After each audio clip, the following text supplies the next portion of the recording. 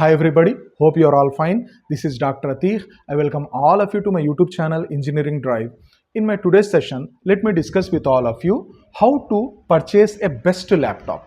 Okay, many of the students when they enter into their education field, they need laptop. Either they need laptop for their labs, laboratories, they need laptop for their internships preparation, they need laptop for their project works, okay, or they need laptop for the presentation. Yes, in a student life compulsory a laptop is required in some stage. So when students want to purchase the laptop, they have a lot of confusion. Okay, that confusion I thought to clear it in my today's video. So my dear students, before purchasing a laptop, consider these 5 features. Okay, what are those 5 features? Number 1, processor, next memory, next graphics, ports and display. So if you consider all these features well, then you can purchase a very good laptop. Okay, that investment will sound good. So my dear student, these are the top 5 features that I am going to discuss before purchasing a laptop that you need to see. So number 1, processor.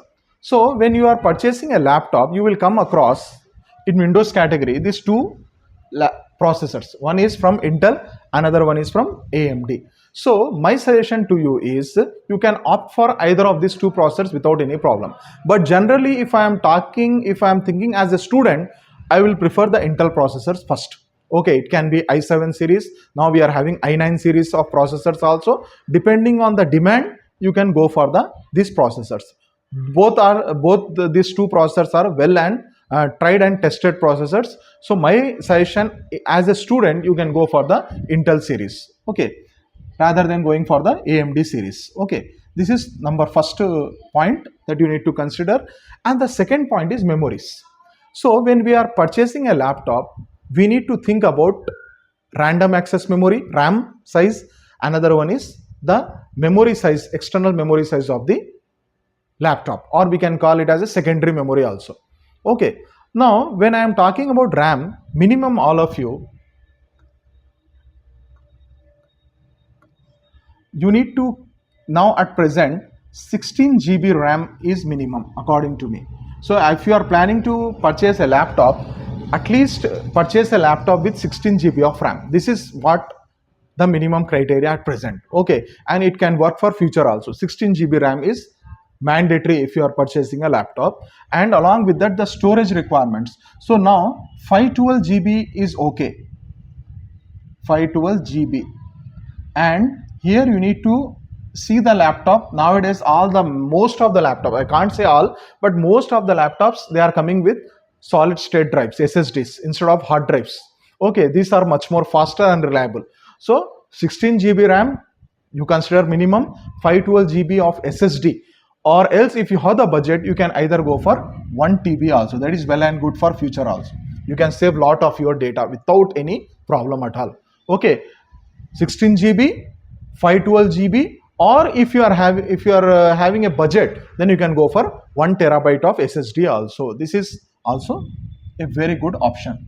This is about the memory.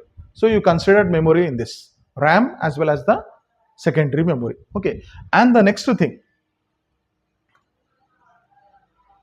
graphics.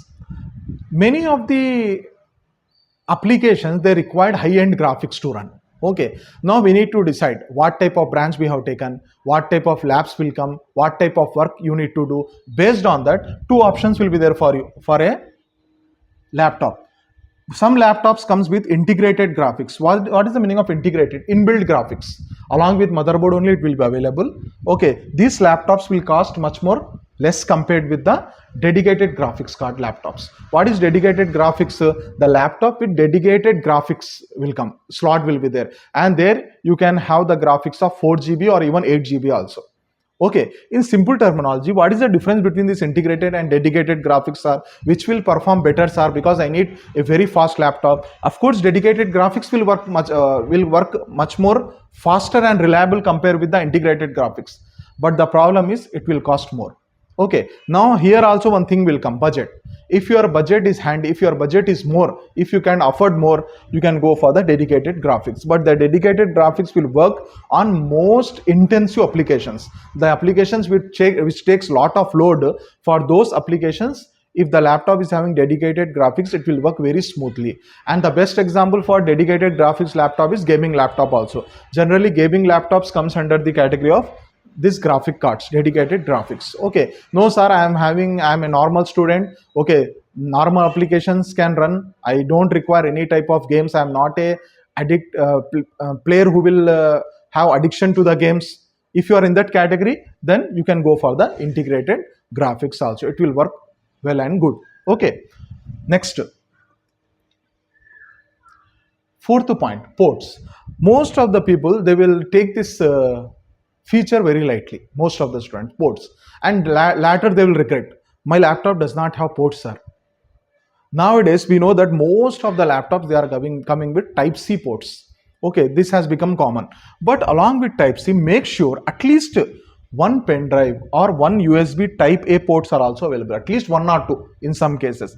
And make sure your laptop is having the dedicated HDMI port also. It requires, when you want to connect it to an external monitor, or when you want to connect to an external projector in your college for presentation, then the HDMI port is very, very important. Yes, of course, through type C also you can display it, but again you need some converters and all those things.